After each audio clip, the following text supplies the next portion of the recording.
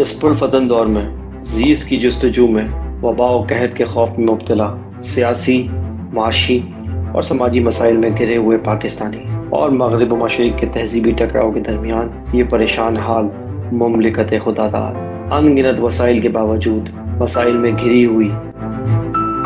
آخر حقائق ہیں کیا؟ سچ کو تجلا دینے والے حقائق و واقعات، بیداری شعور اور حق گوئی فرض ہے اس قوم پر، کیونکہ یہاں لگا ہوا ہے ایک طرفہ تماشا۔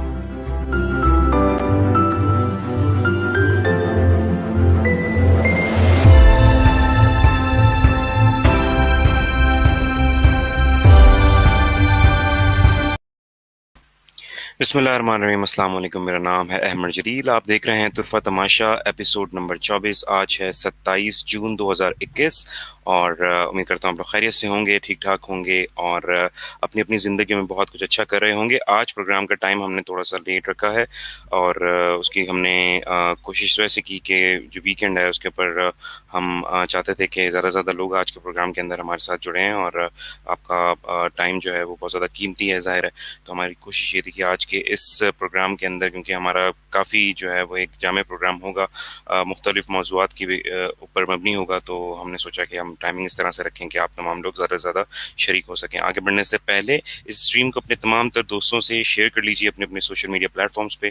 اگر آپ یوٹیوب پہ دیکھ رہے ہیں تو آپ یوٹیوب کا لنک آپ شیئر کر سکتے ہیں۔ اس کے علاوہ اگر آپ ہمارے طرفہ تماشا کے فیس بک پیج پہ دیکھ رہے ہیں تو آپ اس کو شیئر کر لیجیے اپنے تمام تر دوستوں سے اپنی ٹائم لائن پہ، تاکہ اور لوگ بھی ہماری اس بزم میں جڑ سکیں۔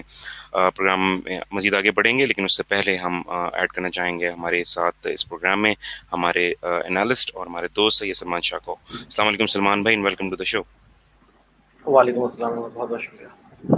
جی جناب، ایپیسوڈ نمبر 23 میں ہم نے بات کی تھی ایبسلیوٹلی ناٹ کے حوالے سے۔ Prime minister Islamic republic of Pakistan Imran Khan نے ایک انٹرویو دیا تھا ایچ پی او کو، اور وہاں پر جب ان سے سوال کیا گیا کہ آپ امریکہ کو بیسز دیں گے یا نہیں دیں گے پاکستان کی، تاکہ وہ افغانستان کے اندر جو طالبان ہیں اور جو آئسس کا ایلیمنٹ ہے اس کے اوپر اٹیک کر سکیں، تو عمران خان نے ایبسلیوٹلی ناٹ کہا تھا اس کے اوپر، اور جس پہ سلمان بھائی نے اس پہ بات کہی تھی اور انہوں نے کہا تھا کہ اس کا جو ہے وہ کوئی نہ کوئی ریئیکشن ضرور آئے گا، کیونکہ ہم جب ہم نے لاسٹ پروگرام کیا تھا اور اب جو ہم پروگرام کر رہے ہیں کہ اس دوران فیٹف کا جو ہے اجلاس ہوا تھا، جس کے اندر انہوں نے پاکستان کی کارکردگی کو دیکھنا تھا اور ساتھ ساتھ یہ انہوں نے ڈیسائیڈ کرنا تھا کہ پاکستان آیا گرے لسٹ میں ہی رہے گا یا پھر وائٹ لسٹ میں آ جائے گا، جس پر سلمان بھائی نے کہا تھا کہ سلمان بھائی آپ کو یاد بھی ہوگا کہ وہ جو ہے وہ گرے لسٹ سے پاکستان کو بلیک لسٹ میں تو نہیں ڈال سکتے، کیونکہ پاکستان آلریڈی جو ہے وہ 27 نکات میں 26 نکات کے اوپر کام کر چکا ہے، عمل درآمد کر چکا ہے، اور آپ نے کہا یہ امکان ظاہر کیا تھا کہ اس کے اوپر جو ہے وہ ریئیکشن آئے گا اور موسٹ پروبیبلی پاکستان جو ہے وہ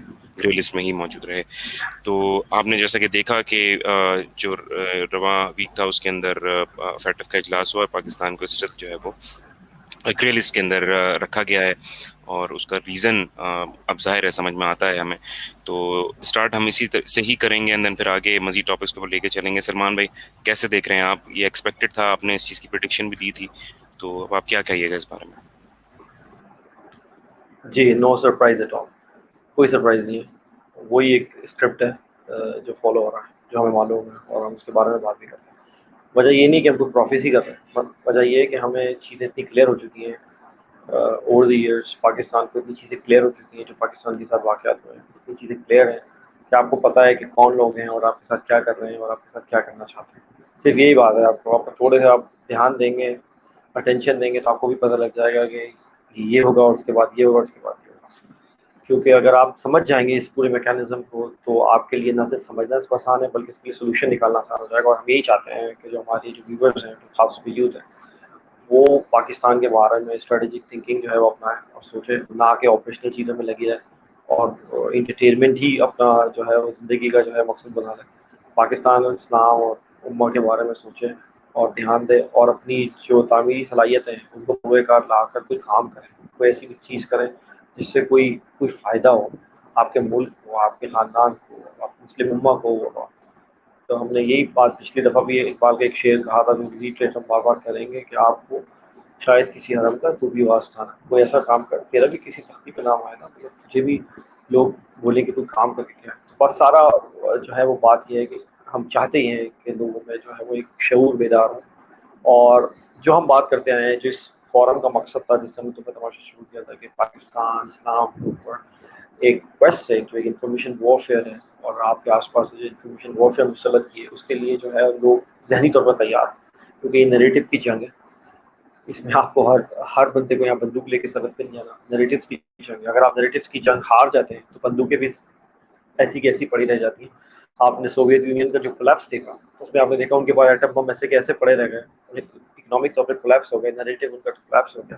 تو ہمارے پاس ایگزامپلس موجود ہیں. تو ہم یہ نہیں چاہتے ہیں کہ ہسٹری جو ہے جو پیٹو خدا نہ خاصا، اور اس سے پہلے یہ اینٹیسپیٹ کرتے ہوئے ہماری جو یوتھ ہے وہ والنٹیرلی طور پر اپنے آپ کو جو ہے وہ سائن ان کرے اس میں، اور جا کے ازیوم کرے یہ رسپانسبلٹی اپنے شولڈرس پر، نہ کہ ہر چیز کے لیے گورنمنٹ کی طرف دیکھیں. جب جو کہ گورنمنٹ کا حال یہ ہے کہ اس کے آدھے سے زیادہ وزیر جو ہیں وہ عمران خان کی ہوئی ٹویٹ کو صرف ری ٹویٹ کرنا جانتے ہیں، اس سے زیادہ ان کا کام ہی نہیں ہے. تو ایسے ماحول میں جب آپ کے پاس اتنی جو ہے وہ ڈپرائیو سچویشن ہو، جو لوگ جانتے ہی نہ ہو کہ انفارمیشن وارفیئر اور ففتھ جنریشن وارفیئر اور فورتھ جنریشن وارفیئر کیا چیز ہے، اور وزیر تک کے یہ معاملات ہوں کہ ابھی جو پچھلی دفعہ بی بی سی کا جو آپ نے انٹرویو کا ذکر کیا عمران خان صاحب کا، جنہوں نے ایبسلیوٹلی ناٹ کہا.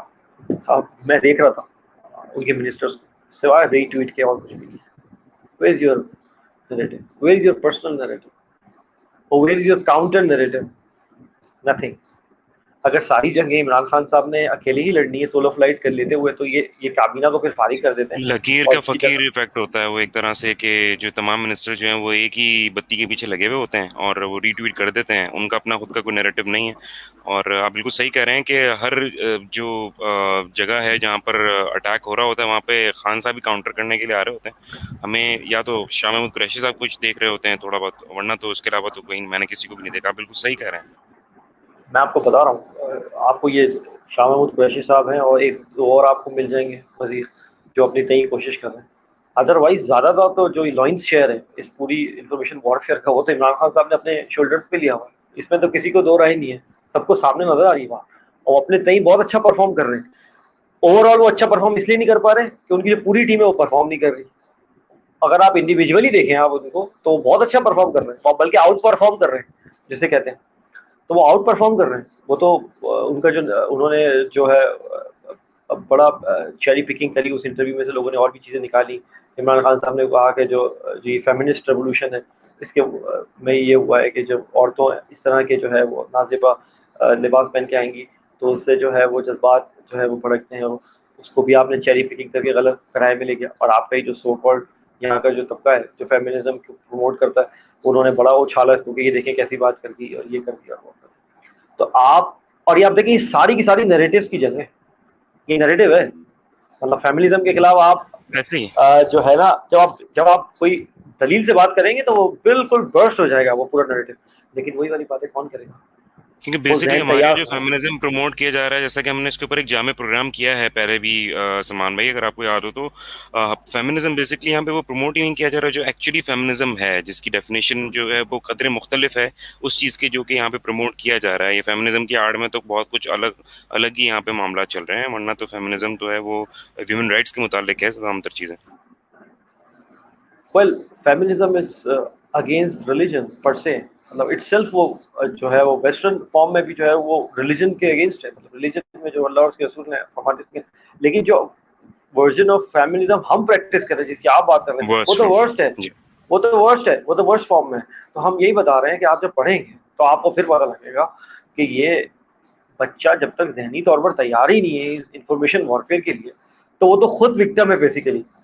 ہم تو یہ چاہ رہے ہیں کہ وہ نہ صرف وکٹم نہ بنے بلکہ وکٹم والے معاملے سے باہر نکلے، بلکہ وہ خود ریزروائر بن جائے، بلکہ وہ خود جو ہے وہ کاؤنٹر نیریٹو دینے کی قابلیت پہ آ جائے اور قابل بن جائے. ہم تو اس کے لیے جو ہے صحیح کر رہے ہیں. تو بہرحال یہ ساری باتیں آپ کو پتہ ہے، یہ انفارمیشن وارفیئر تو پارٹ اینڈ پارسل ہی ہے ہمارے پروگرام کا، کہیں نہ کہیں اس کا ذکر آتا ہی رہے گا، کیونکہ بیسیکلی ہم نے یہی فاؤنڈیشن ہے اس کی کہ ہم یہی فورم اسی لیے استعمال کر رہے ہیں کہ لوگ شعور بیدار ہو، اور ونس ان کا شعور بیدار ہو جاتا ہے تو وہ کرٹیکل تھنکنگ کرنے لگ جاتے ہیں. جب کرٹیکل تھنکنگ آپ کرنے لگ جاؤ گے تو ہر چیز کو آپ کویسچن کرو گے، آپ کویسچننگ مائنڈ کے ساتھ جاتے ہیں.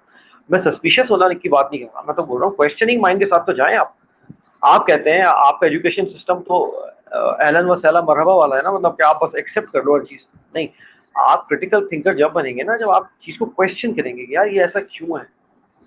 سسپیکٹ کرنے کی بات نہیں کر رہا میں، دو الگ الگ الفاظ ہیں. میں کہہ رہا ہوں کویسچننگ مائنڈ کے ساتھ آپ جائیں اور سوال کریں کہ یہ کیوں ہو رہا ہے. اگر ہمارا سیاسی نظام خراب ہے تو کیوں ہے, ہمارا معاشی نظام اگر خراب ہے تو کیوں ہے, اس کے محرکات کیا ہیں, اور اس کا حل کیا ہے, اور کون حل کرے گا.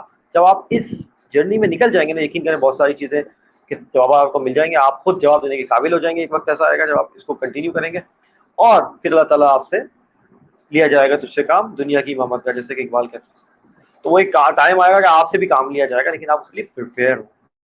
انپریپیئر آدمی سے کوئی کام نہیں لیتا. ایون کارپوریٹ کلچر میں بھی کوئی کام نہیں لیتا کہ جس کو پتا ہو کہ یار یہ ایسے ریڈی نہیں ہے اس کام کے لیے. بالکل ہاں, اور نیچر تو, میں بات کر رہا ہوں یونیورسل لا کی, تو نیچر تو بالکل بھی نہیں لیتی ایسے بندے سے کام جو ریڈی نہیں ہوتا.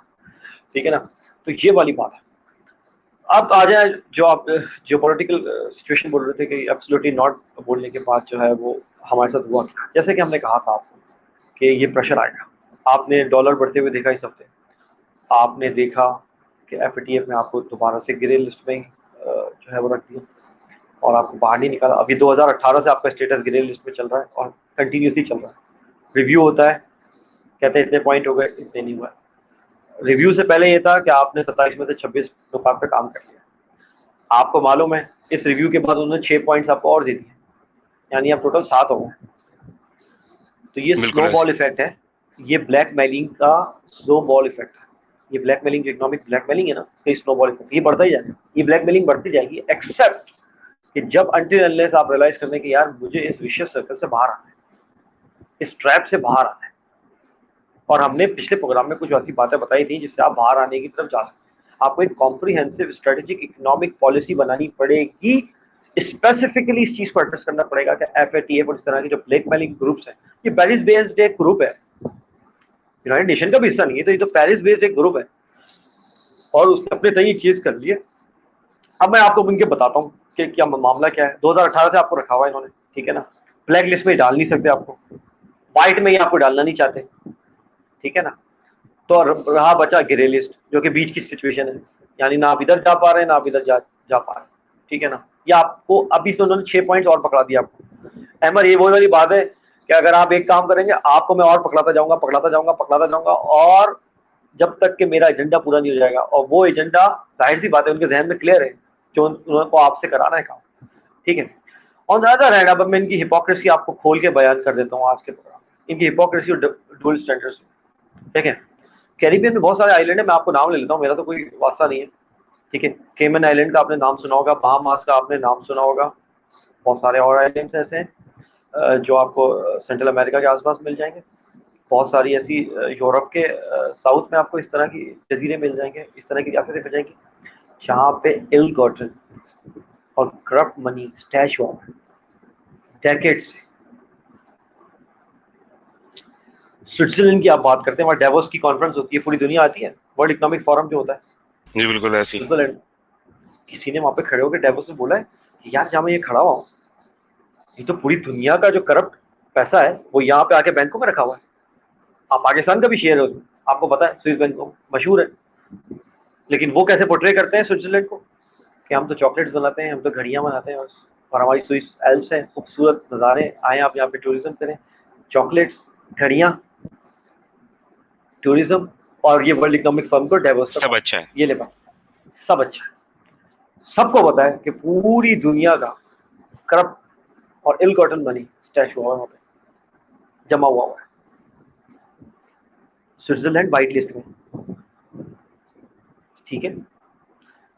بائی دا وے, مطلب مجھے سمجھ نہیں آ رہی, ایف اے ٹی ایف نے اس کو وائٹ لسٹ میں رکھا ہوا ہے, جبکہ یہ بات اوپن سیکرٹ ہے, زبان زد عام بات ہے, سب کو پتا ہے یہ بات, ہمیں نہیں پوری دنیا کو پتا ہے کہ جو دنیا کا ایل گاٹن اسٹیش بنی ہے, جو کرپٹ بنی ہے, وہ اسٹیش ہوا ہے وہاں پہ, دبا کے رکھا ہوا ہے انہوں نے. اور تو مزے پھر کی تو بات ہے وہ, ہپوکریسی ہو گئی ہے. تو سلمان بھائی سیدھی سی میں آپ کو بتا تو رہا ہوں, وہ وائٹ لسٹ میں ہے. اچھا, ایف اے ٹی ایف کا کیا محرکات ہے, وہ کیا بولتے ہیں اپنے آپ کو, وہ کہتے ہیں ہم جائیں گے ٹیرر فائنینسنگ کے اگینسٹ, اور ایل گاٹن منی جو یہ کرپٹ منی ہے اس کے خلاف جائیں گے. یہی ہے نا ان کا بھائی, یہ 2 پوائنٹ ہیں بالکل کہ بالکل ٹیرر فائنینسنگ نہ ہو اور یہ جو ہے کرپشن کا پیسہ نہ ہو, ٹھیک ہے جی.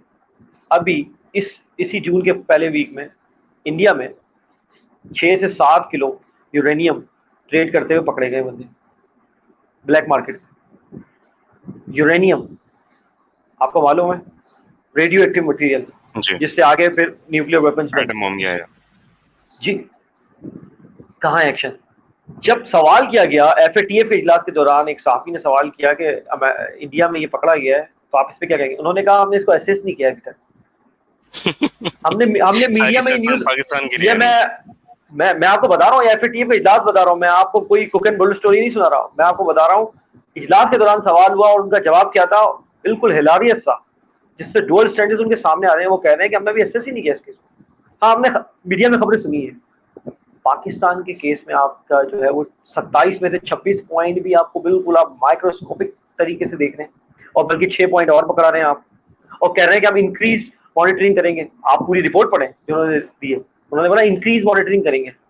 What do you mean by increase monitoring? کل کو وہ آئی اے کی طرح بولیں گے ہم ٹیم بھیج رہے ہیں آپ کے پاس، اور وہ سب جگہ سائٹس کو چیک کرے گی اور آپ بولو گے آ جائیں جی بسم اللہ. یہ مائٹ از رائٹ والا دنیا ہے، یہ مائٹ از رائٹ والی دنیا ہے جس کی لاٹھی اسی کی بھینس. جو طاقتور ہے وہی ڈکٹیٹ کرتا ہے. آپ کو کب سمجھ میں آئے گی بات؟ آپ کو اسٹرینتھ کے ساتھ کھیلنا ہے، الائنسز بنانے ہیں.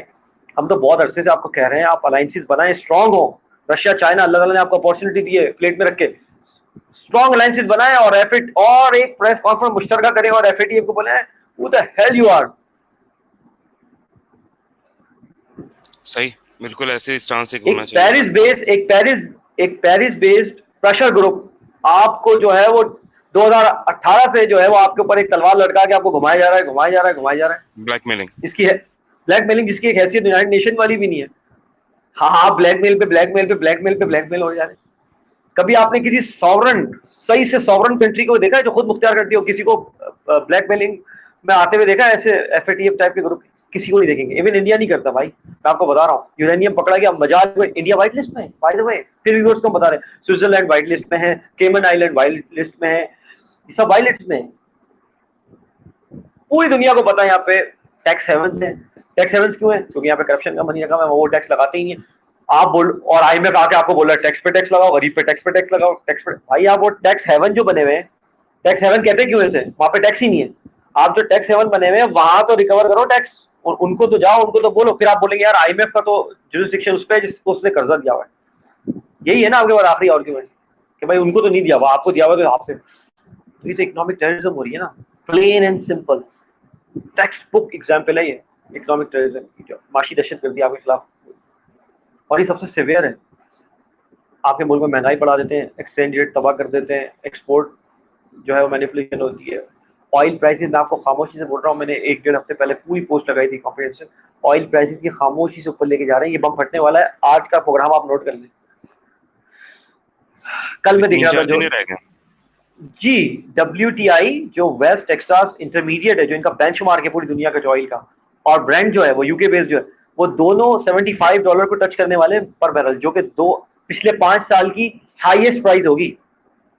آپ کووڈ والا ٹائم میں تو یہ چلا گیا تھا نیگیٹو میں، اور آپ سب بچے خوش ہو رہے تھے یار، سارے بچے خوش ہو رہے تھے کہ بھائی یہ -20 ہو گیا اور -10 ہو گیا. اور پچھلے 5 سال میں جو ہائیسٹ پرائز ہے اس کو ٹچ کرنے والے ہیں یہ ایک آدھ ہفتے میں. $75 پر بیرل سے یہ آگے نکل رہے ہیں. اور آپ کو پتا ہے اس کا کیا افیکٹ ہوتا ہے؟ سنو بال افیکٹ. آپ کو پتا ہے نا، آئل جب مہنگا ہوتا ہے تو پھر سب چیزیں مہنگی ہوتی ہیں، کیونکہ وہ پوری سپلائی چین ہے. سب کو پتا ہی بات، یہ آ رہا ہے، اٹس کمنگ. ایکسچینج ریٹ ہم آپ کو بتا چکے ہیں. اچھا دیکھیں ایکسچینج ریٹ ویسے ہی مہنگا، آئل اور مہنگا. یعنی آپ کا ایک تو آپ کو جس میں آپ نے پیمنٹ کرنی ہے ڈالر وہ مہنگا ہو رہا ہے، اوپر سے جو آپ نے بل دینا ہے بل کا اماؤنٹ بھی بڑھ رہا ہے، اور ایکسچینج ریٹ بھی بڑھ رہا ہے. آپ کو ڈبل ہٹ پڑنے والی ہے. آپ سمجھ رہے ہیں بات؟ ڈبل ہٹ آپ کو پڑنے والی ہے. ایک تو ایکسچینج ریٹ بھی بڑھ رہا ہے، 159 سے اوپر جا رہا ہے، 160 اور اس طرف جانے کی طرف ہے. اور دوسری بات آپ کا جو آئل کا بل ہے، ظاہر سی بات ہے جب 75 کو اور سے آگے کراس کرے گا تو وہ بل کا اماؤنٹ بڑھ جائے گا. تو یہاں آپ کو ڈبل ہٹ پڑنے والی ہے. آپ تیار ہیں اس کے لیے؟ نہیں تیار. میں آپ کو کہہ رہا ہوں آپ نے جو یہ ڈیسیژن لیا ہے ایبسولوٹ ناٹ کا، اس کے ریپرکشنز ہیں، اور سب سے زیادہ خطرناک اور سیویئر یہ ہے کہ آپ کو معاشی دہشت گردی آپ پہ مسلط کی جائے گی. ایف اے ٹی ایف سے تو آپ کو صرف انہوں نے بلیک میلنگ کرانی ہے. ابھی تو ریئل تو آپ کے ساتھ وہ ابھی گیم کھیلنے والے ہیں، جس میں نے آپ کو بتایا ایکسچینج ریٹ پہ حملہ کریں گے، انفلیشنری پریشر آئے گا آپ کے اوپر، پولیٹیکل پریشر آئے گا آپ کے اوپر. اور ایک اور بات ہے، اب میں آپ کو اس ہفتے کی اس سے چیزوں سے جوڑتا ہوں کہ جو افغان قیادت ہے اشرف غنی اور عبداللہ اور ان کے جو جی این ڈی اے کے جو چیف ہیں، ان کی جو ایجنسی ہے، سیکرٹ ایجنسی، وہ سب جا کے بائیڈن سے ملے ہیں اور انہوں نے بولا ہے کہ آپ چھوڑ کے مت جائیں افغانستان. یعنی ان کو کنونس کر رہے ہیں کہ افغانستان کو چھوڑ کے نہ جائے. جی، اور یہ ایجنڈا پش کر رہا ہے انڈیا نے ان کو پش کیا ہے، ان پپٹس کو. یہ جو کابل کے صدر تھے، ان کو تو پورا افغانستان کا صدر بھی میں نہیں کہتا، کابل سے باہر ہی کبھی نہیں نکل سکتے. تو یہ کابل کے جو صدر تھے اشرف غنی صاحب، یہ سب مل کے ان کے جو این ڈی اے کے چیف ہیں سیکرٹ ایجنسی کے، اور یہ عبداللہ ہیں، یہ سب مل کے گئے، انہوں نے منتیں کی. اور اس کے پیچھے جو ان کو پش کیا، جو دھکا دیا ان کو واشنگٹن کی طرف کہ جاؤ اور یہ لے کے جاؤ، کیونکہ پیچھے سے مفادات کسی اور کے بھی جڑے ہوئے نا انڈیا کے، کہ آپ جاؤ اور بولو امریکہ کو کہ آپ اسٹے کریں. اور امریکہ نے اعلان کر دیا کہ 11 سپٹمبر کے بعد صرف 650 فوجی اس کے رہیں گے، 650 بس، 650، اور وہ چلے جائیں گے. ٹھیک ہے، تو طالبان کا اس پہ سے ریئیکشن آ گیا کہ انہوں نے کہا کہ آپ نے جو ٹائم لائن دی، ہم نے ویسے ہی آپ کو، ٹرمپ نے جو معاہدہ کیا تھا وہ تو 1 مئی کا تھا، ہم نے ویسے ہی ایکسٹینڈ کیا ہوا ہے وہ 11 سپٹمبر تک. اگر آپ نہیں گئے تو پھر یہ معاہدہ آپ ختم سمجھیں، اس کے بعد ہم پھر وہی کریں گے جو ہمیں کرنا ہے، پھر ہم کابل کی طرف مارچ کریں گے، سیدھی سی بات ہے.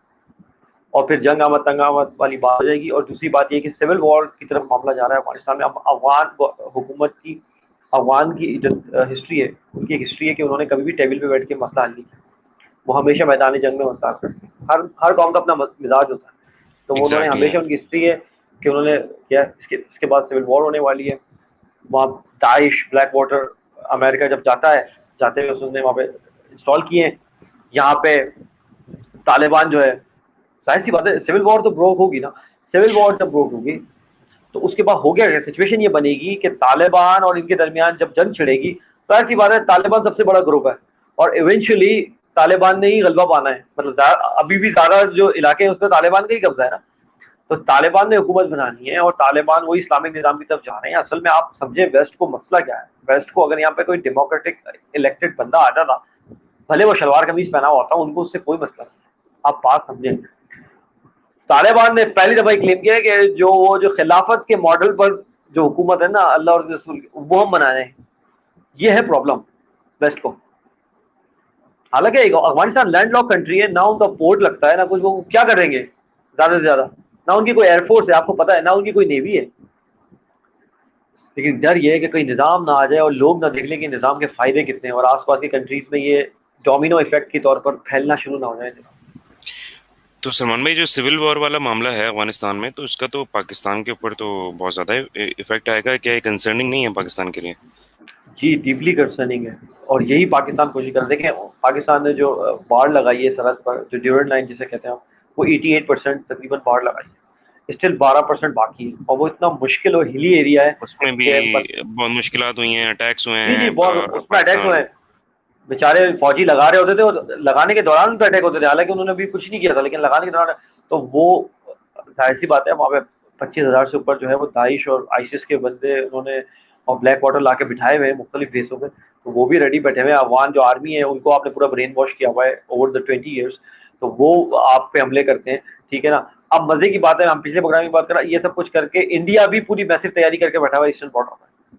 آئیڈیا یہ ہے، غالب گمان یہ ہے کہ پاکستان کو انگیج کیا جائے جو ہے وہ 2 فرنٹس میں، ایسٹ اور ویسٹ دونوں کی طرف سے. ہوں. اور ظاہر سی بات ہے پاکستان کی ایک لمیٹیشن ہے 600,000 کی آپ کی جو رینج ہے آرمی کی. تھوڑے سے آپ کے ریزرو فوجی وغیرہ آپ منگا لیتے تو آپ 8-9 کو ٹچ کرتے. اور تو اتنی بڑی بڑی ڈیولپڈ لائن آپ دیکھیں کتنی بڑی ہے، اور آپ کی ایسٹرن سرحد جو انڈیا کے ساتھ ملتی ہے وہ بھی اتنی بڑی ہے. صرف آپ کشمیر کی تو بات نہیں کر رہے ہیں، آپ کو تو پورا کور کرنا ہے جب آپ اس طرح کے معاملات ہوگا. تو وہ نہیں کور کریں گے، اور ان کا مقصد یہ ہے کہ پاکستان کو 2 فرنٹ وار پہ جو انگیج کیا جائے. انڈیا یہ جو خاموشی ہے، یہ جو سیز فائر ہے، اس کا فائدہ اٹھا رہا ہے اور پوری طریقے سے تیاری کر رہا ہے، جبکہ پاکستان اس کا فائدہ نہیں اٹھا رہا. میں آپ کو پھر بول رہا ہوں. اور ویسٹرن بارڈر پہ امریکہ نہ صرف اب بہانے تلاش کر رہا ہے کہ ہم نہیں جائیں گے، کیونکہ پاکستان جب کہ منع کر دیا جو ایبسولوٹلی ناٹ ہوا ہے اس کے بعد. اور یہ افغان صدر اور یہ لوگ جا کے انڈیا کے کہنے پہ جو کہ کنونس کر رہے ہیں بائیڈن کو کہ آپ نہ جائیں، ہمارا کیا ہوگا. حالانکہ بائیڈن نے ان کو شورٹی دی ہوئی ہے کہ کوئی مسئلہ خراب ہو تو تم جہاز میں بیٹھ کے آ جانا واشنگٹن، جو اندر کی سٹوری ہے. لیکن لیکن وہی والی بات ہے, آپ کو پتا ہے کہ پھر جب جنگ چھڑتی تو ہر چیزیں آپ کے ہاتھ میں نہیں ہوتی. تو جو آپ مناظر آپ دیکھ سکتے ہیں کہ آنے والے دنوں میں کچھ بھی ہو سکتا ہے, اینی تھنگ کین ہیپن. ہو سکتا ہے کہ بالکل ایسے ہی ہے. اشرف غنی ٹائپ کے لوگ آپ کو لنچ ہوتے ہوئے نظر آئیں کابل کی سڑکوں پر. اینی تھنگ کین ہیپن, کیونکہ ہسٹری بڑی جو ہے جس سے پڑھی ہے اس کو پتا ہے کہ بڑے بڑے جو یہاں پہ آئے ہیں لوگ, جو کہ جن کے سر سے جو ہے سریا نہیں نکلتا تھا, وہ پھر روڈوں پہ گھسیٹے جاتے ہیں. کیونکہ ظاہر سی بات ہے, نیچر کا اپنے قانون ہے کہ آپ ایک عرصے تک آپ کو جب اقتدار ملا اور آپ نے کیا کیا, آپ نے قوم کے ساتھ بھی غداری کری, آپ نے امہ کے ساتھ بھی غداری کری, اور مل گئے ان سے جو کہ جن کے ساتھ آپ کو نہیں ملنا چاہیے, آپ نے الائنسز بنائے اور پھر اتنا زیادہ رسوا کیا. پلان کر کے پاکستان اور افغانستان کے جتنے اتنے گہرے تعلقات تھے, بالکل, کیونکہ ظاہر ہے ہم مسلمان ہیں اور ہمارے مسلمان بھائی ہیں وہ, اور پھر اسی پورے ان تعلقات کو خراب کرنے کی کوشش کی گئی, ایک دوسرے کے خلاف لڑوانے کی کوشش کی گئی, ایسے ایلیمنٹس لائے گئے بیچ میں جو کہ آپس میں لڑائی کا باعث بنے. تو میرا تو یہ خیال ہے کہ افغانستان کے اندر جو ہے وہ جب تک امن نہیں ہوگا, پاکستان کے اندر بھی مکمل امن کی جو ہے نا وہ ہم امیدیں نہیں کر سکتے, کیونکہ افغانستان کے اندر امن جو ہے وہ ہمارے لیے ناگزیر ہے.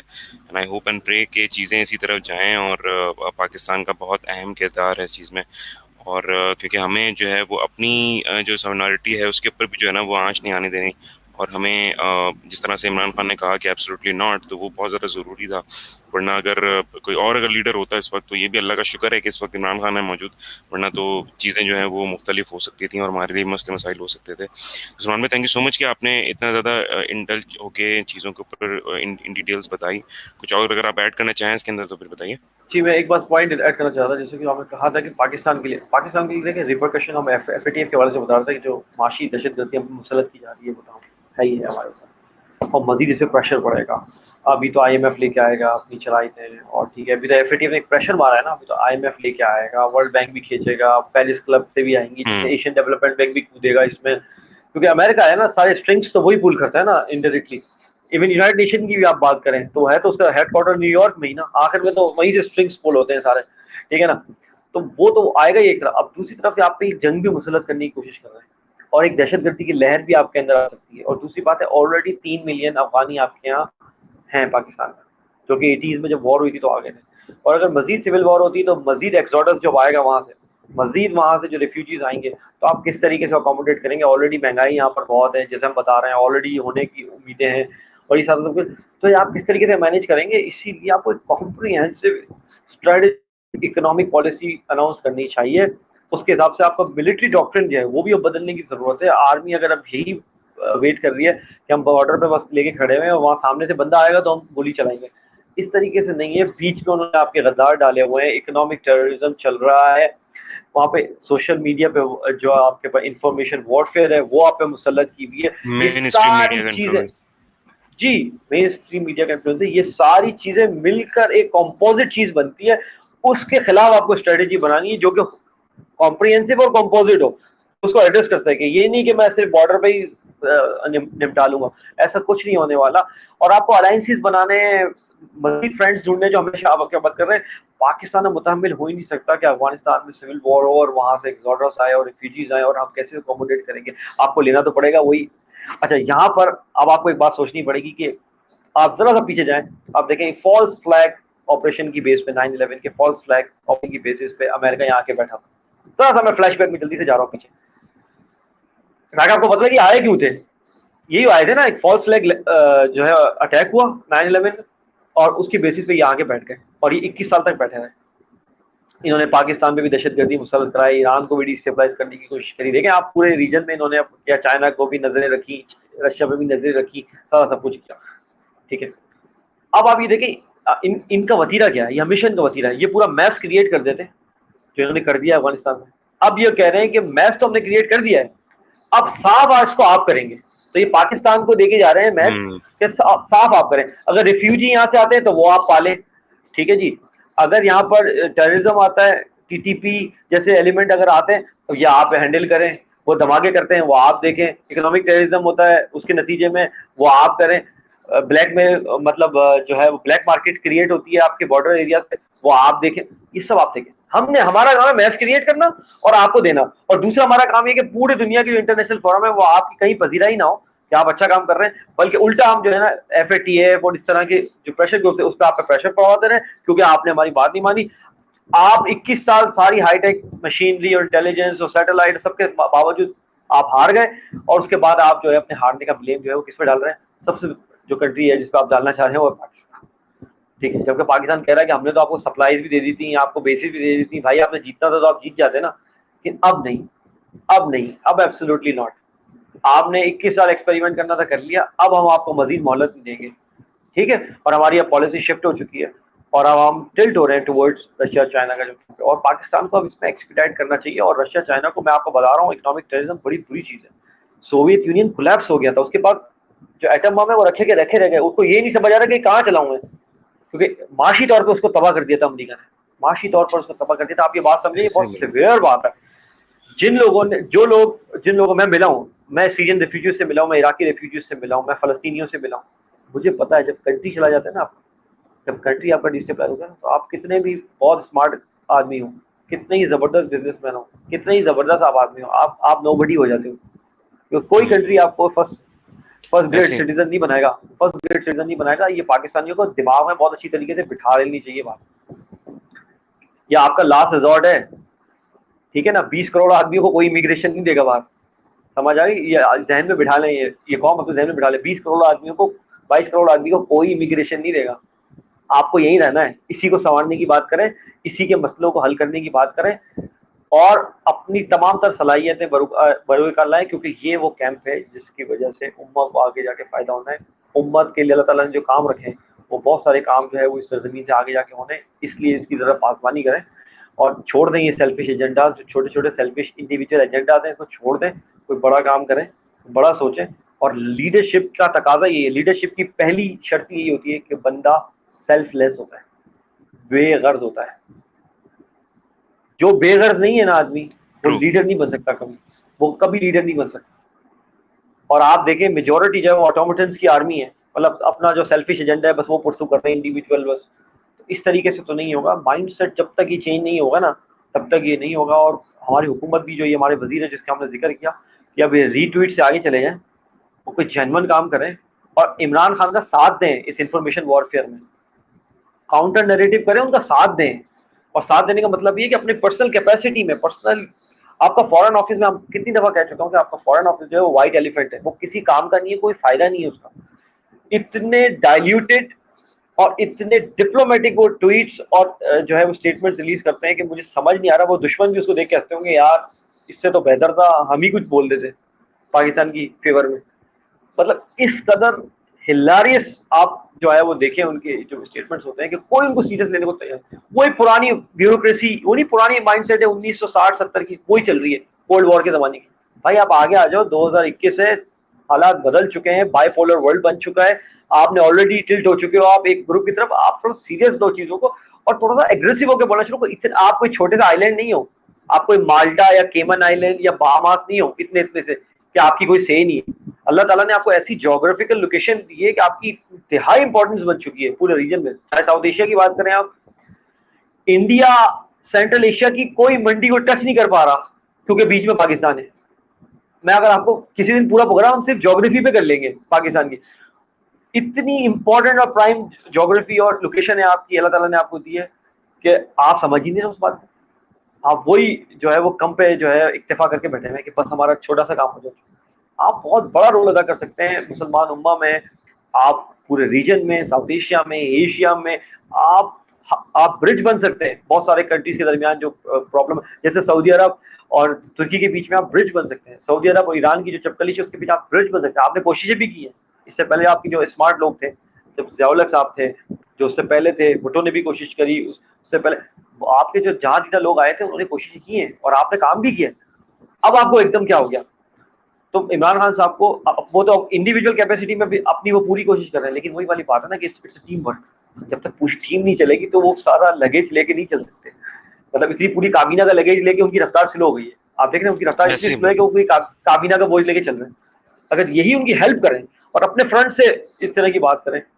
میں آپ کو صرف ایک ایگزامپل دوں گا. جو اسرائیل کے کرنٹ پرائم منسٹر ہیں نفتالی, یہ جب نہیں تھے نا پرائم منسٹر, آپ ان کی اسٹیٹمنٹ اٹھا کے دیکھیں, ٹھیک ہے, اور آپ کو پتہ لگے گا کہ ایگریسونیس کیا ہوتی ہے. یہ اس وقت پرائم منسٹر نہیں تھے, یہ جسٹ ایک منسٹر تھے, اور یہ آگے بڑھ کے جو ہے وہ اسرائیل کو ریپرزینٹ کرنا, اس کو ڈیفینڈ کرنا, اس کو ہر فورم پہ. کہاں ہے ہماری اپوزیشن تو سوائے جو ہے وہ جڑیں کھوکھلی کرنے کا اس کا اور کیا کام ہے؟ آپ مجھے بتائیں. وہ ایک, میں تو تذکرہ بھی نہیں کرنا چاہتا, خیر یہ جو آپ کے سابق چیف منسٹر تھے پنجاب کے, شہباز شریف صاحب, ان کے بیٹے, وہ کہہ رہے ہیں میرے اکاؤنٹ میں 25 ارب پتہ نہیں کہاں سے کون ڈپازٹ کرا گیا. بہت مزے کا خیز بیان تھا ان کا. یہ تو عجیب سی بات ہے کہ ان کو پتہ ہی نہیں. 25 انہوں نے ارب کہا کہ سیاسی مصروفیات کی بنا پر میں اپنا اکاؤنٹ چیک نہیں کر سکا اور اس کے اندر پیسے موجود تھے, مجھے نہیں پتا کس نے یہ ٹرانسفر کیے ہیں. تو یہ تو 25 ارب ان کے اکاؤنٹ میں تھے, اور ان کو بیچاروں کو پتہ ہی نہیں. سادگی, آپ سادگی پہ جو ہے آپ مر جائیں, اس سادگی پہ مر جائیں آپ. تو سادگی ہے, 25 ارب اکاؤنٹ میں, اور یہ نہیں پتا کتنا ڈپازٹ کرائیں. بس یار مطلب اس قوم کے ساتھ مذاق ہو رہا ہے, اور اب یہ مذاق بس ختم سے ہونا کہہ چاہیے. اور ایک ہمارے جاننے والے تھے, وہ مجھ سے ملے, وہ کہہ رہے ہیں کہ تم یہ باتیں کرتے کرتے تمہاری بھی عمر چلی جائے گی اور تم بھی بوڑھے ہو جاؤ گے اور تم بھی دنیا سے چل جاؤ گے, لیکن یہ ملک نہیں بدلنے والا, کیونکہ ہم اس کے ساتھ مذاق ہوتا دیکھتے ہیں, اور تمہارے ٹائم پہ بھی ہو رہا ہے, آگے بھی ہوتا رہے گا. تو وہ مطلب اب لوگ جو ہے نا وہ فرسٹریٹ ہو چکے ہیں, دل برداشتہ ہو چکے ہیں کہ یار کب ہوگا یہ, کب ہوگا یہ. اسی لیے ہم بار بار استدا کرتے ہیں اپنے پروگرام کو بھی توسط سے, اور جو لوگ سن رہے ہیں اور حکومت کو بھی, کہ خدا را آپ پروف کر کے دکھائیں کہ واقعی پاکستان اس ڈائریکشن میں جا رہا ہے کہ چیزیں بدلیں گی. ورنہ آپ لوگوں نے فرسٹریشن میں یہ کہنا شروع کر دیا کہ یہ کبھی نہیں ہوگا. خدا نہ خواستہ, مایوسی کفر ہے. ان کو میں نے کہا یہ بات کہ آپ مایوسی نہ کریں, مایوسی کفر ہے. دیکھیں, اور کبھی ایسا نہیں ہوا دنیا کی تاریخ میں کہ تاریخ بدلی نہ ہو, ایسا کبھی نہیں ہوا. اگر یورپ ایک زمانے میں ڈارک ایجز میں تھا, تو پھر وہی یورپ جو ہے وہ علم کا سرچشمہ بن گیا. وہی عربیہ جو زمانہ جاہلیت میں تھا, اس کے بعد آپ صلی اللہ علیہ وسلم کے بعد وہ پوری دنیا کے لیے مشعل راہ بن گیا. تو ایسا کبھی نہیں ہوتا کہ سدا سچویشن ایک جیسی رہتی ہے ہر ریجن میں. یہ بدلے گی انشاءاللہ. ہم یہ چاہتے ہیں کہ ہمارے سامنے بدلے, تاکہ ہمیں اور خوشی ہو, اور ہم بھی اپنے جو ہے وہ اگلی جنریشن کو بتائیں کہ ہم نے پاکستان بدلتا دیکھا تھا. یہ ہماری خواہش ہے کہ ہم یہ بولیں کہ ہم نے بالکل پاکستان ہم بدلتا دیکھا. ضرور بتائیں گے بالکل جی سلمان بھائی. اور ہر کسی کو جو ہے نا اپنا پارٹ پلے کرنے کی ضرورت ہے.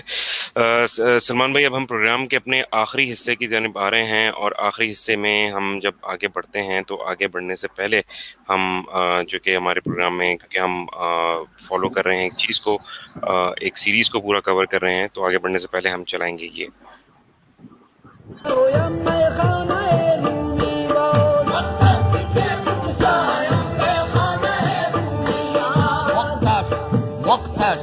وقت است که بگشایم, وقت است که بگشایم میخانه رومی باز.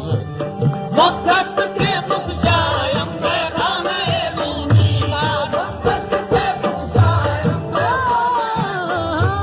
وقت است که بگشایم میخانه رومی باز.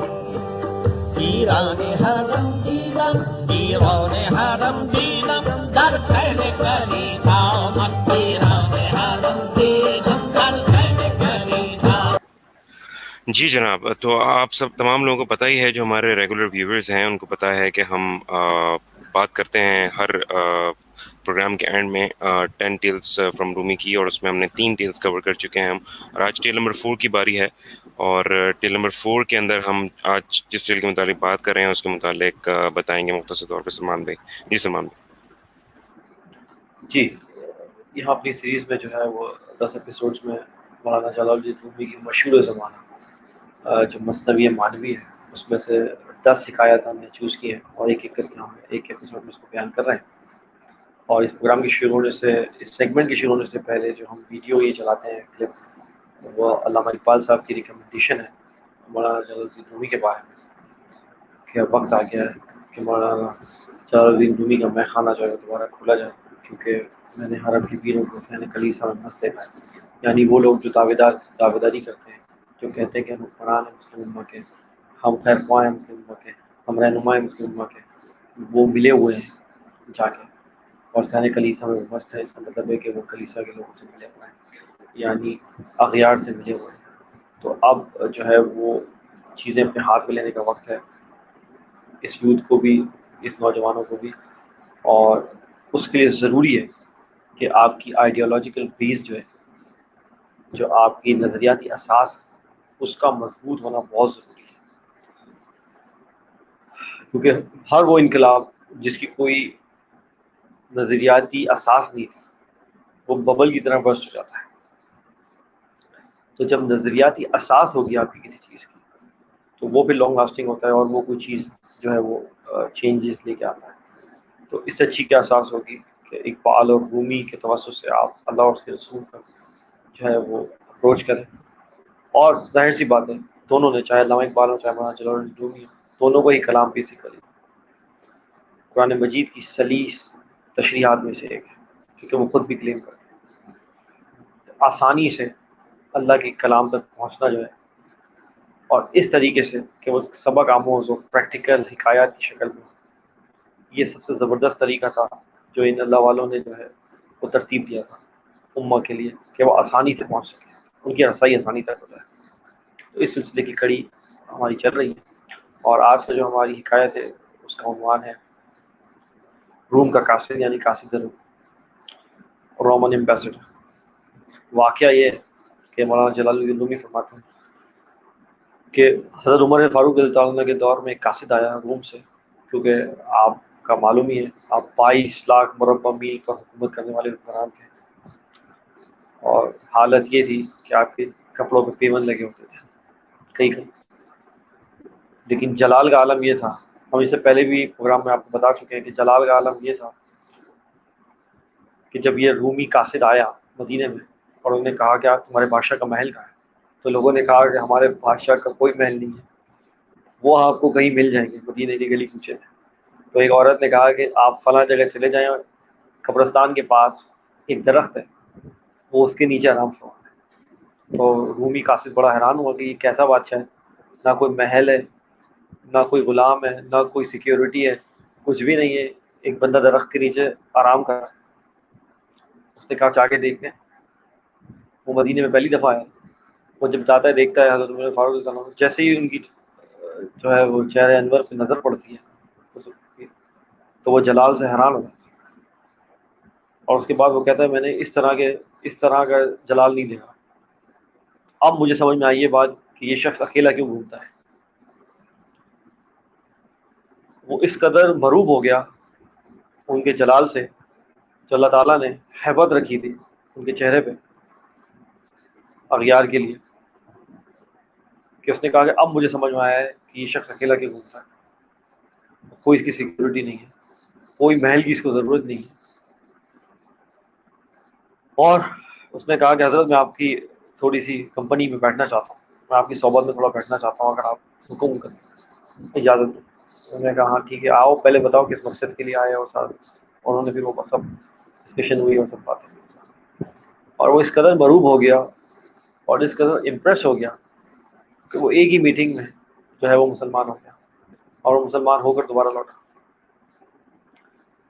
مولانا جلال الدین رومی اس پوری میٹنگ سے جو بات آپ کو اخذ کرنا چاہ رہے ہیں، جو سینٹرل آئیڈیا بتا رہے ہیں، وہ یہ ہے کہ جب اللہ اور اس کے رسول کی طے و نظام ہے، اور اللہ اور اس کے رسول کا جو سسٹم ہے، اور اللہ اور اس کے رسول کے جو احکامات کی پابندی ہے، جب آپ وہ کرتے ہیں اور اس کو امپلیمنٹ کرتے ہیں جیسے کہ آپ کو خلفائے راشدین نے کیا ہے، تو اللہ تعالیٰ غیروں کے دلوں میں آپ کی وہ ہیبت ڈال دیتا ہے کہ کوئی آدمی، اور مولانا جلال الدین رومی نے اسپیسیفکلی انسان اور جن دونوں کا ذکر کیا ہے اس حکایت میں، یہ بڑی انٹرسٹنگ بات ہے کہ صرف بات انسانوں کی نہیں ہوگی۔ تو وہ یہ کہہ رہے ہیں کہ انسان اور جن دونوں کے دلوں میں اللہ تعالیٰ اس شخص کی ہیبت بٹھا دیتا ہے، جو اللہ سے ڈرتا ہے، جو اللہ کے احکامات کی پاسداری کرتا ہے، اللہ تعالیٰ اس کا ڈر لوگوں کے دلوں میں بٹھا دیتا ہے، یعنی وہ اس کے سامنے اتنا ڈس ایگری کرنے کی جرت اور سکت نہیں کر سکتے، اس جلال کا سامنا نہیں کر سکتے، ان کی ہمت نہیں ہے کہ وہ اس جلال کا جو ہے وہ جواب دے سکیں کسی آرگیومنٹ سے یا کسی، وہ ہیبت ان کے اوپر، ان کے قلبوں پہ جو ہے وہ طاری کر دیتا ہے اللہ تعالیٰ، یہ اللہ تعالیٰ کی طرف سے۔ کیوں؟ کیونکہ وہ شخص اللہ تعالیٰ کے احکامات کی پابندی کر رہا ہے، پاسداری کر رہا ہے، اس کو امپلیمنٹ کر رہا ہے، اور اللہ اس کے رسول سے تقویٰ اختیار کرتے ہوئے وہ اس کے نظام کو امپلیمنٹ کر رہا ہے۔ جو اللہ کا مجاہد ہے نا، اس کا روب و دبدبہ اور ہیبت اللہ تعالیٰ لوگوں کے دلوں پہ ڈال دیتا ہے. بس لوگوں کا مطلب انسان اور جن دونوں میں جرت نہیں ہے پھر کسی کی کہ کوئی اس آدمی سے جو ہے وہ ڈس ایگری کر سکے. اور یہی ہوا اس رومن ایمبیسیڈر کے ساتھ, قاصدوں کے ساتھ. وہ آیا تھا پیغام لے کے, گیا مسلمان ہو کے, اور کہنے لگا کہ میں جب ان کی جو ہے وہ چہرہ انور کی طرف نظر ڈالی اور میں سمجھ گیا کہ یہ شخص اکیلا کیوں گھوم رہا ہے. کیا کہ وہ جلال میں نے دیکھا نہیں. بڑے بڑے اس نے کہا کہ میں بڑے بڑے بادشاہوں کی میں صحبت میں بیٹھا ہوں, بڑے بڑے وزیروں کے ساتھ میں نے صحبت لگائی ہے, کیونکہ رومن ایمبیسیڈر تھا, سمجھ لیں اس وقت کی سپر پاور. وہ کہاں کہاں نہیں گھوما ہوگا دنیا میں, پرشیا میں, ادھر ادھر, اور وہ سب کچھ گھومنے کے بعد کہہ رہا جب میں نے میری نظر پڑی ان کی چہرے پہ تو وہ جلال اور ہیبت میں نے کہیں نہیں دیکھی. تو میں نے کہا اس شخص کو نہ محل کی ضرورت ہے, نہ سیکورٹی کی ضرورت ہے, نہ اس کو کسی اور چیز کی ضرورت ہے, یہ اکیلے ہی کافی ہے. اس کی طرف دیکھ کے جب میرا دل بیٹھا گیا, مطلب ہیبت طاری ہو گئی, تو یہ کیا چیز ہوگی جب یہ تلوار اٹھا لیتا ہوگا تو اس کی کیا حالت ہوتی ہوگی, لوگوں کی کیا حالت ہو جاتی ہوگی. تو یہ وہ روب و دبدبہ اللہ تعالیٰ نے اپنے خاص لوگوں کو, جو اس کی سسٹم کو, جو اس کے احکامات کی نہ صرف خود پابندی کرتے ہیں بلکہ کرواتے ہیں, امپلیمنٹ کرواتے ہیں, اور لیٹر اینڈ اسپرٹ میں کرواتے ہیں. کیونکہ ان کا ٹائٹل ہے الپراجین کا کہ دا رائٹلی گائیڈڈ. یہ رائٹلی گائیڈڈ ہے. اللہ کے رسول نے پہلے ہی فرما دیا تھا کہ میرے بعد جو 30 سال تک خلافت رہے گی اور یہ رائٹلی گائیڈڈ بالکل چوزن ہوا نہیں ہے. اور انہوں نے جس طریقے سے حکومت کری وہ آج بھی دنیا اس کو بھولی نہیں ہے. آج بھی دنیا اس کو یاد کرتی ہے کہ کاش اس طریقے کے حکمران آ جائیں دوبارہ سے, تو آج بھی اس دنیا میں امن ہو جائے. بڑے بڑے ویسٹرن اسکالر آپ کو یہ کہتے ہیں ملتے ہیں کہ آج بھی وہ لوگ آ جائیں, ابو بکر اور عمر ٹائپ کے, آج بھی عثمان غنی اور علی اور امام حسن کے پیچھے میں شامل ہوں خلافت میں, اس طرح کے لوگ آج بھی آ جائیں تو جو ہے وہ دنیا جو ہے وہ امن کا جو ہے وہ تہوار. اس قدر ان کا روب و دبدبہ آج بھی 1450 سال بعد بھی جو ویسٹرن فلاسفر ان کے دلوں پہ بیٹھا ہوا, جو بات مولانا جلال الدین رومی نے اس ایک آیت میں بیان کی ہے قاصد روم والی. تو وہی والی بات ہے کہ جب آپ اللہ اور اس کے رسول کے لیے کام کرتے ہیں تو اللہ تعالیٰ اور اللہ اور اس کے رسول سے جب آپ ڈرتے ہیں تو اللہ تعالیٰ سے ڈرتے ہیں اور اللہ رسول سے محبت اور عشق اور معرفت کے اس لیول پہ پہنچتے ہیں تو اللہ تعالیٰ اغیار کے دلوں میں آپ کی ہیبت اور روب ڈال دیتا ہے. They cannot disagree with you. بے شک. ہاں وہ اغیار ڈرتے کس سے نہیں ہے؟ جو ان کے کاپی کیٹس ہوتے ہیں, جو انہی کے ایجنڈے پہ ہوتے ہیں, جو انہی کے پے رول پہ ہوتے ہیں. اور آپ بیسیکلی یہ جنریشن اصل میں ان ایسے لوگوں کو وٹنس کر رہی ہے, اسی لیے لوگوں کو گمان ہی نہیں جا رہا اس لیڈرشپ کی طرف جو اصل ہماری لیڈرشپ تھی. جیسا کہ میں نے آپ کو جیروسلم کی فتح کا واقعہ بھی پچھلے پروگراموں میں بیان کر چکا. یہ ہوتا ہے جلال کہ بغیر لڑے چابیاں ہاتھ میں دے دی. انہوں نے کہا کہ ہماری کتابوں میں لکھا ہوا ہے کہ فقیر صرف بادشاہ انٹر ہوگا اور ہم اس کو چابی دیں گے. یہ کہاں سے آ گیا ایسا؟ یہ اللہ اور اس کے رسول کے احکامات کی پاسداری کرتے ہیں, پابندی کرتے ہیں, اور اس کو لیٹر اسپرٹ میں امپلیمنٹ کرتے ہیں اور تقویٰ اختیار کرتے ہیں. پھر اللہ تعالیٰ دوسروں کی طرف بتا دیتا ہے. اور یاد رکھیے کہ ان سب کا محور جو تھا, اور یہ جو تمام خلفائے راشدین آپ بار بار سنیں, یہ تمام ریفر کر دیتے تھے جب بھی ان کی بات آتی تھی, وہ کہتے تھے ہم تو زمانہ جاہلیت میں تھے, لیکن چونکہ اللہ نے ہم پہ کرم کیا اور اس کے رسول کو ہمارے درمیان جو ہے وہ مبذول کی,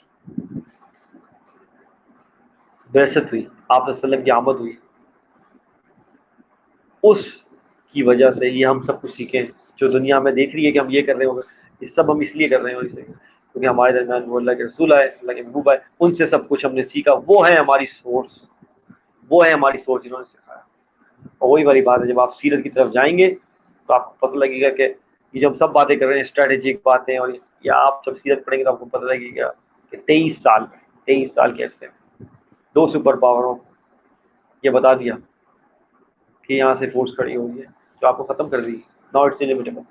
اور ایک معاشرہ عدل اور انصاف, اور جس میں معاشی, سیاسی اور ہر قسم کا انصاف تھا, وہ ریاست مدینہ کے طور پر قائم کر کے دکھا دیا. اسے کہتے ہیں بالکل. اور اسی جب مکے میں انٹر ہوتے ہیں تو سب کو عام معافی کا لام. آپ دیکھیں نا, ایسا حکمران تو دیکھا ہی نہیں ہے لوگوں نے جو اپنے بدترین جو ہے ان کو بھی اس طریقے سے. تو یہ ساری باتیں سیکھنے کی, اور اس پہ ہم کنکلوڈ کرتے ہیں. رومن ایمبیسیڈر یہ حکایت رومی تھی, اور وہی والی بات ہے کہ ہم بار بار ریفر یہ کر رہے ہیں کہ ہم ہر اس چیز سے آپ کو جوڑ رہے ہیں جو آپ کو لے جاتی ہے ڈائریکٹلی انڈائریکٹلی ام الکتاب کی طرف, قرآن مجید کی طرف, کیونکہ ساری چیزیں جا کے ملتی وہیں ہیں. سب لوگوں نے ہدایت وہیں سے پائی ہے, سب لوگوں کا جو ریزروائر ہے نالج کا اور وزڈم کا وہ قرآن مجید ہے. تو اس کی انٹرپریٹیشن آج کل کے حالات کے مطابق ہوگی, جس طرح علامہ اقبال کہتے ہیں, انہوں نے کتاب بھی لکھی پوری تفصیل سے انگریزی میں, کہ ہمیں کوشش یہ کرنی چاہیے, ہمارے اسکالر سے کوشش یہ کرنی چاہیے کہ آج کل کے جو حالات ہیں اور آج کل جو امت کو چیلنجز ہیں اس کے لیے جو اجتہاد کرتا ہے وہ قرآن مجید کی جو انٹرپریٹیشن ہے وہ آج کل کے حالات کے حساب سے کریں, تاکہ امت کی جو یہ پائل اپ ہو چکے ہیں مسائل وہ حل. تو یہ تھا آج کا ہمارا پروگرام. احمد, اختتامی کا بات. بہت شکریہ سلمان بھائی, آپ نے بہت تفصیل سے آج ایک اور حکایت کو ڈیفائن کیا, اور ظاہر ہے یہ ہمارے جتنے بھی ویورز ہیں ان کے لیے بہت زیادہ ہیلپ فل ہوگا ان کو اس طرف لانے میں, کیونکہ بہت سارے لوگ سیکھنا چاہتے ہیں, سمجھنا چاہتے ہیں چیزوں کو, لیکن ان کو صحیح وے نہیں مل رہا ہوتا ہے. تو آپ نے جو یہ سلسلہ شروع کیا ہے اس پروگرام کے توسط سے, سو اس کا امپیکٹ جو ہے وہ انشاءاللہ بہت ضرور ہوگا. اور جو لوگ دیکھ رہے ہیں اس وقت جس طرح کا فیڈ بیک ہمیں ملتا ہے, تو الحمدللہ ہماری کوششیں جو ہیں وہ رائے گاہ نہیں جائیں گی. امید کرتا ہوں آپ تمام لوگوں کو یہ ایپیسوڈ 24 جو ہے وہ پسند آئی ہوگی. اس متعلق اپنا فیڈ بیک ہمیں ضرور دیجیے گا ہمارے آفیشیل فیس بک پیج facebook.com/طرفہ تماشا پہ. اس کے علاوہ سلمان بھائی کو ٹویٹر پہ فالو کرنے کے لیے سلمان_سید ان کا ٹویٹر ہینڈل ہے, آپ ان پہ فالو کر سکتے ہیں. اینڈ ساتھ مجھے آپ ٹویٹر پہ فالو کر سکتے ہیں, ٹویٹر پہ میرا ہینڈل ہے احمد جلیل. اس پروگرام کو ضرور فیڈ بیک دیجیے گا. انشاءاللہ ایک اور ایپیسوڈ کے ساتھ نیکسٹ ویک آپ کی خدمت میں حاضر ہوں گے. تب تک کے لیے اپنا بہت زیادہ خیال رکھیے. مجھے اور سلمان بھائی کو اپنی دعا میں یاد رکھیے گا. This is Ahmed Jalil signing off along with Syed Salman Shah from Tarfa Tamasha, Pakistan, پائندہ باد. اس پرفتن دور میں زیست کی جستجو میں وبا و قحط کے خوف میں مبتلا سیاسی, معاشی اور سماجی مسائل میں گھرے ہوئے پاکستانی اور مغرب و مشرق کے تہذیبی ٹکراؤ کے درمیان یہ پریشان حال مملکت خدا داد ان گنت وسائل کے باوجود مسائل میں گھری ہوئی. آخر حقائق ہیں کیا؟ سچ کو تجلا دینے والے حقائق و واقعات, بیداری شعور اور حق گوئی فرض ہے اس قوم پر, کیونکہ یہاں لگا ہوا ہے ایک طرفہ تماشا.